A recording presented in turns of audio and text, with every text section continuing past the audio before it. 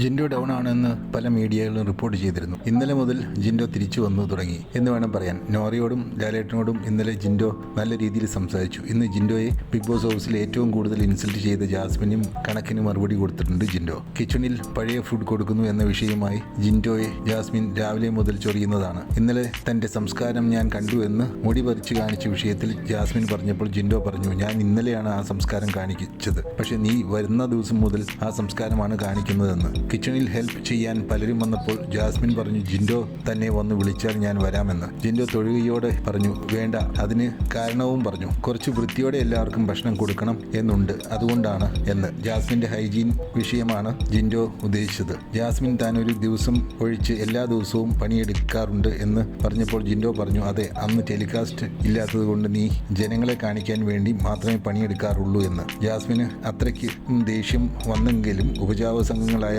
ഗബ്രി, രസ്മിൻ, അപ്സര എന്നിവർ സപ്പോർട്ടിന് ഇല്ലാത്തത് കൊണ്ട് ജാസ്മിൻ പൊട്ടിത്തെറിക്കുകയോ ചീത്ത വിളിക്കുകയോ ചെയ്യുന്നില്ല. ഇതുപോലെ ഒക്കെ ജിൻഡോ നേരത്തെ മറുപടി കൊടുത്തിരുന്നെങ്കിൽ ജാസ്മിൻ എത്ര മുമ്പേ ജിൻഡോയുടെ അടുത്ത് ഡീസൻ്റ് ആയേനെ.